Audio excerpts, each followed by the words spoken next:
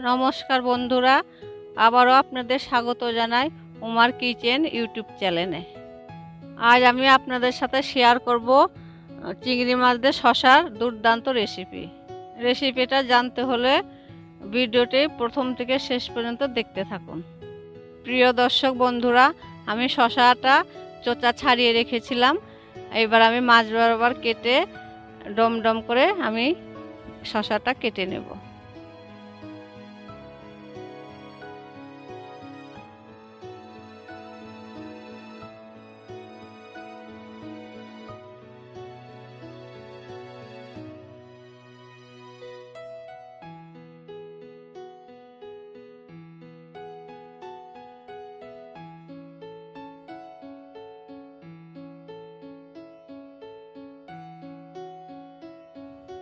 এইভাবে শসাটি ডুম করে কেটে নিয়ে শসাটি ভালো করে ধুয়ে নিতে হবে।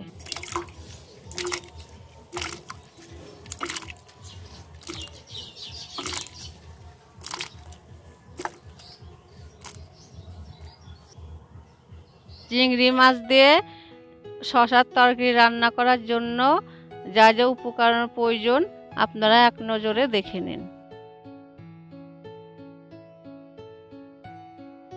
এবার আমি গ্যাসটি অন করে নিয়ে কড়াই চাপিয়ে দিব। কড়াই গরম হয়ে গেলে আমি পরিমাণ মতন তেল দিব।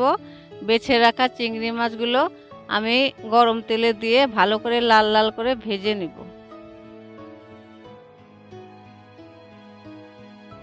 চিংড়ি মাছটা লাল করে ভাজা হয়ে গেলে এবার আমি তুলে নেব।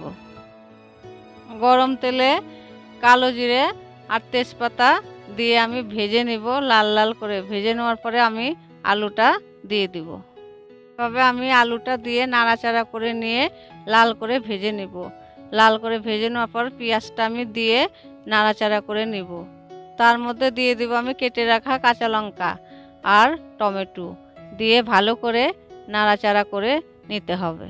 এভাবে কষিয়ে নিয়ে এবার আমি দিব কেটে রাখা শসা দিয়ে ভালো করে নাড়াচাড়া করে নিয়ে তার মধ্যে পরিমাণ মতন আমি নুন দিয়ে দিব আর 1 চামচ হলুদ দিয়ে দিব। দিয়ে ভালো করে নাড়াচাড়া করে নিব।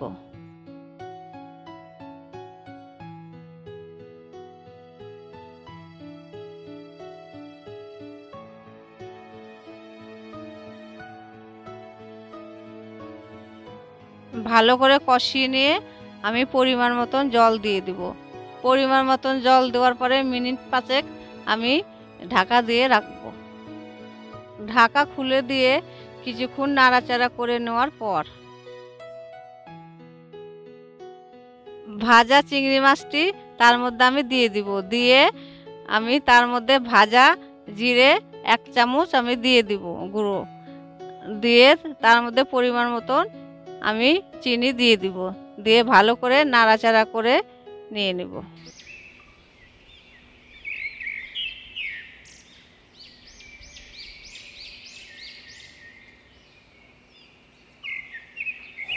অসাধারণ।